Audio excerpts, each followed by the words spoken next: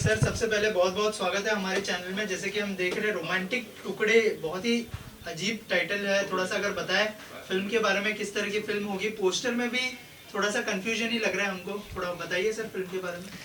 दरअसल ये Indian cinema की एक हिस्ट्री है और रोमांटिक टुकड़े जो इस फिल्म का टाइटल है वो एक्चुअल में भारतीय सिनेमा के अब तक के सिनेमा का यात्रा है, एक तरीके से डॉक्यूमेंटेशन कह सकते हैं। और ये जो फिल्म है वो 1995 से शुरू होकर के मोटा मोटी आपको 2023 तक चलती है और 2023 तक की कहानी है। तो इंडियन सिनेमा में कभी आप 60 के दशक की, जो कि आज के टीनेजर्स नहीं जानते कि 60 के दशक में थिएटर में किस तरीके से लोग फिल्में देखने जाया करते थे। ब्लैक एंड वाइट फिल्में होती थी और लोगों को फिल्म को लेकर के क्या क्रेज़ था। फिर 1970 का दशक आया जिसमें ईस्टमैन कलर और कलर फिल्मों का दौर आया। फिर 1980 का दौर आया जब एक्शन फिल्में, रोमांटिक फिल्में, रोमांस की फिल्में, सस्पेंस फिल्में आने शुरू हुई।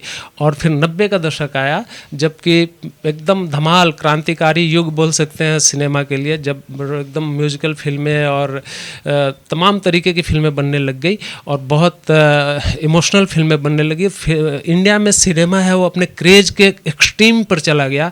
इवन कि मतलब छोटे छोटे डिस्ट्रिक्ट में लेवल पे, ब्लॉक लेवल पे 4-4, 5-5 थिएटर हॉल खुल गए और वो सब प्रॉफिट में चल रहे थे और उनके ऑनर हैं वो एकदम मालामाल पैसा कमा रहे थे। लोग थिएटर देखने के लिए, फिल्म देखने के लिए ब्लैक में टिकटें खरीदते थे, टिकट के लिए मारामारी होती थी। लोग प्लानिंग करते थे 15-15 दिन की, यार ये वाली फिल्म देखनी है, और लोग देखने जाया करते थे। और फिर वहाँ से लौट करके आते थे तो 10-10 दिन तक फिल्मों पे बातें करते थे। लोग हीरो और हीरोइन के दीवाने होते थे और लोगों ने अपने हर ऑडियंस का एक हीरो होता था, फेवरेट हीरो होता था, हीरोइन होता था। वहाँ से ये कहानी चल करके 2023 तक आती है। और फिर आप देखेंगे कि ऐसा क्या हो गया कि हिंदुस्तान में अचानक थिएटर हॉल बंद होने लग गए और सारे थिएटर धीरे धीरे करके बंद होने लगे। गांव में या ब्लॉक लेवल पे अब तो आपको एक भी थिएटर नहीं मिलेगा और ऑडियंस है वो फिल्म देखने के लिए आती भी नहीं है। तो ये सब क्यों हुआ, कैसे हुआ, इस बात के लिए पे ये फिल्म है, ये कहानी है। रही बात इसके टाइटल की, रोमांटिक टुकड़े की, तो पुरानी फिल्मों में 60-70 के दशक की फिल्मों में प्रेम की कहानियाँ होती थी। हीरो हीरोइन प्यार करते थे, जीने मरने की कस्में खाते थे और फिर उस शादियां होती थी, बच्चे होते थे, एक लंबी कहानी चलती थी नोवेल की तरह, उपन्यास की तरह। लेकिन और ऑडियंस भी उनको फॉलो करते थे। मनोज कुमार, राजेंद्र कुमार, धर्मेंद्र जी, जितेंद्र जी, दिलीप कुमार, ऐसे लोग फेवर करते थे, लोग उनके फ़ैन हुआ करते थे, उनके हिसाब से जीवन जीते थे और प्यार करते थे। तो फिर उसी से शादी भी करते थे, बच्चे भी पैदा करते थे, खुश रहते थे, संतुष्ट रहते थे। आज क्या हो गया कि आज प्यार तो रहा नहीं। जिस तरीके से हीरो है वो एक फिल्म में 5-5 रोमांस करता है, उसी तरीके से आज समाज में भी वही स्थिति है। रोमांस आज इनके साथ, कल उनके साथ, परसों उनके साथ होती है और प्रेम का कुछ पता नहीं होता है। तो कुल मिला के रोमियोज जो है, सिनेमा के रोमियोज और सोसाइटी के रोमियोज, उन्होंने रोमांस का टुकड़ा टुकड़ा कर दिया। तो हमने इसका टाइटल भी, चूँकि फिल्म की कहानी थी, सोसाइटी की कहानी थी, तो हमने भी इसका टाइटल रोमांटिक टुकड़े रख दिया। हालांकि लोग अभी भी, जब भी आप जैसे लोग मिलते हैं तो बोलते हैं यार एकदम कमाल की का टाइटल है, अटपटा है थोड़ा सा, पर लोगों को नॉक करता है, अनएक्सपोजर टाइटल है। सर, जैसे अगर कहानी की बात करें तो क्या, जैसे आपने कहा कि हर दशक की एक कहानी है, तो क्या उन एक्टर्स की झलकें देखने मिलेगी फिल्म के अंदर? हाँ, देखिए, इस फिल्म को बनाने के लिए हमने काफ़ी मेहनत किया है और काफ़ी रिसर्च किया है। आप देखेंगे कि आपको इस फिल्म में किसी भी हीरो हीरोइन की कमी नहीं खलेगी। पोस्टर वाइज, फुटेज वाइज बहुत सारे फिल्मों के, पुराने फिल्मों के पोस्टर आपको मिलेंगे, पुरानी फिल्मों के फुटेज मिलेंगे। रिफ्लेक्शन की कहानी है, थिएटर में फिल्म चलती है और फिर उसके बाद थिएटर में एक अच्छी सी फिल्म चल रही है, शाहरुख खान की फिल्म चल रही है, आमिर खान की फिल्म चल रही है या अमिताभ बच्चन की फिल्म चल रही है, उससे हीरोइन जो है, लड़की जो है, वो कुछ सीखती है और उससे वो रिफ्लेक्ट होता है। तो वो सारी चीज़ें कमी नहीं खलने वाली है। क्योंकि सिनेमा हॉल की कहानी है, इसलिए आपको कभी किसी ऑडियंस को ये नहीं लगेगा कि यार इसमें कुछ ऐसे कैरेक्टर थे जिसको हम नहीं जानते थे। कह सकते हैं मसाला एंटरटेनमेंट फिल्म होगी, पूरा मसाला भरा होगा जैसे आप कह रहे हैं? मसाले वाली फिल्म तो नहीं है, एंटरटेनमेंट का ख्याल रखा गया है, सोसाइटी की कहानी है।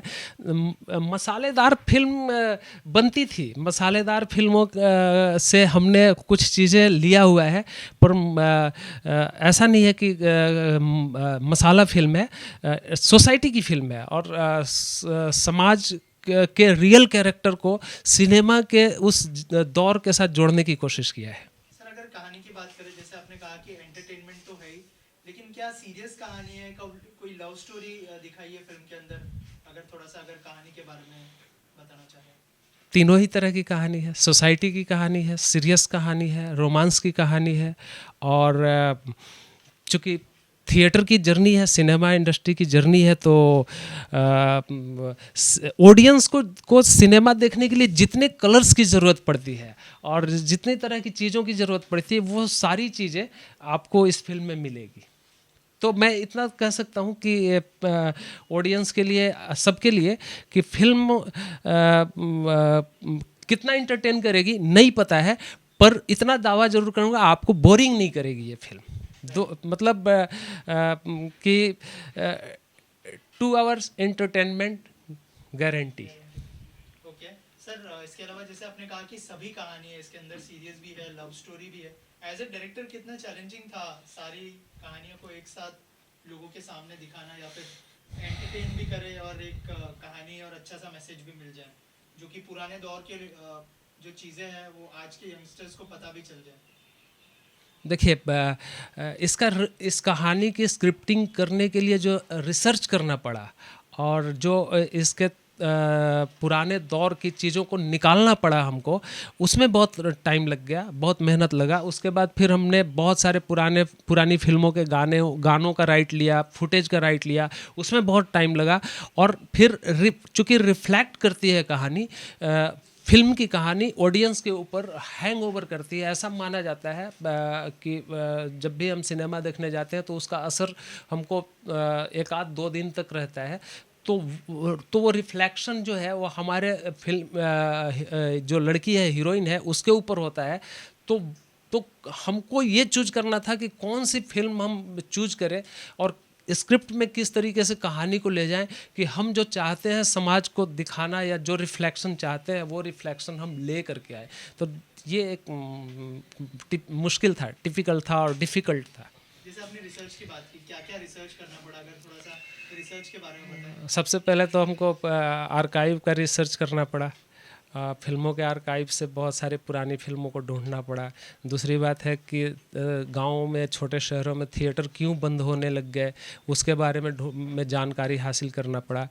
तीसरी चीज़ थी कि जो कहानी हम कहना चाह रहे थे उसमें पैरेलल एक सोसाइटी की रियल स्टोरी को भी इनकॉर्पोरेट करना था। तो वो रियल स्टोरी को, जो रियल स्टोरी थी वो पहले से हमारे पास थी और हम उसको सिनेमा की कहानी की तरह लेके आ रहे थे। तो हम, ऐसा तो हो नहीं सकता था कि हम एक सिनेमा की कहानी उठाएं और एक लड़की की कहानी उठाएं और उसमें कहानी कह दें। तो हम उस लड़की की जो कहानी की जर्नी है वो 95 से लेकर के 2023 तक की है। तो इतने में, और वो लड़की सिनेमा हॉल में झाड़ू पोछा के काम करती है थिएटर में। तो उतने 95 से लेकर के 2023 तक में ना जाने कितनी फिल्में लगी। तो हमने उन सब फिल्मों में से एक फिल्म उस लड़की के जीवन की कहानी के अकॉर्डिंग सेलेक्ट किया और सेलेक्ट करके उसको स्क्रीन प्ले में कन्वर्ट किया है। जो लड़की की बात आप कर रहे हैं, वो किरदार कौन निभाने वाला है? मतलब कास्टिंग बहुत इंपॉर्टेंट रोल प्ले करता है किसी भी फिल्म में। तो क्या कोई आज की यंगस्टर लड़की देखने मिलेगी कि जो यंग जनरेशन है, जो कि सबसे बड़ा भाग है हमारे देश में, क्या वो लोग कनेक्ट कर पाए फिल्म को देख के? अगर कास्टिंग के बारे में बताएं, लीड एक्टर कौन होगा? देखिए, सिनेमा हॉल की कहानी थी तो चूँकि हम बड़े आर्टिस्ट तो ले नहीं सकते थे, क्योंकि ऑलरेडी हमारी फिल्म में बहुत सारे बड़े आर्टिस्ट हैं। शाहरुख साहब भी हैं, सलमान साहब भी हैं, आमिर खान साहब भी हैं, अमिताभ बच्चन साहब भी हैं, सबको ही है। तो हमने न्यू कमर्स लिया है इसमें। एक सिनेमा हॉल के ऑनर के लिए हमने पंकज बेरी को लिया है। अच्छे एक्टर हैं, बहुत नेम फेम एक्टर हैं। बाकी ये था कि हम उस आर्टिस्ट को लेना चाहते थे जो उस कैरेक्टर को बिल्कुल जी सके। तो यंग जनरेशन की कहानी, एक यंग लड़की है जो बहुत अच्छी आर्टिस्ट है, उसने अच्छा एक्टिंग किया है, बहुत अच्छा काम किया है और सबने अच्छा काम किया। काफ़ी मेहनत से ये फिल्म बनी है, बहुत कठिनाई से, बहुत डिफ़िकल्टी से बन पाई ये फिल्म। आसान नहीं था इसको बना पाना। डे नाइट हमने टेक्नोलॉजी के साथ साथ डे और नाइट के इफ़ेक्ट को रखने के लिए हमने 2 बजे रात को 2 बजे रात को शूट किया है।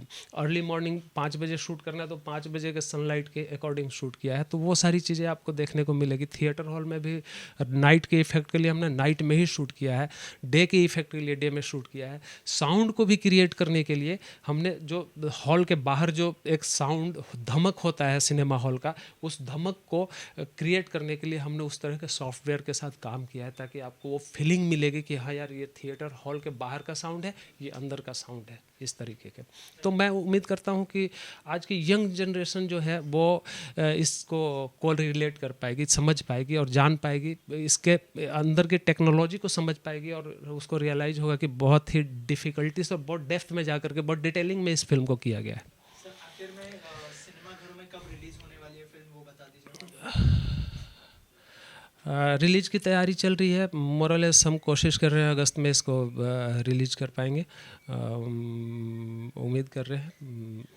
बाकी चीज़ें ऑडियंस के ऊपर छोड़ते हैं, क्योंकि ऑडियंस और आप लोग हो, तो मीडिया और ऑडियंस का मेरे लिए बहुत रिस्पेक्ट है मन में, और वही दोनों मिल कर के आखिर में फैसला करते हैं। हम तो अपनी फिल्म बनाए हैं, तो हमारा बच्चा है, हम बड़ी बड़ी बातें करते रहेंगे और कोई नहीं कहता कि हमारी फिल्म ख़राब है। पर मैं ये मान के चलता हूँ कि मेरी अब तक की जितनी भी फिल्में आई है, चाहे मांझी द माउंटेन मैन हो या दशहरा हो या कबाड़ द क्वाइन हो या और भी बहुत सारी, दिल के पीछे पीछे, हासिल, चरस, ये सारी फिल्में हैं, वो समाज को उसने मोटिवेट किया है, लोगों को समझाया, ज्ञान दिया है, नॉलेज दिया है।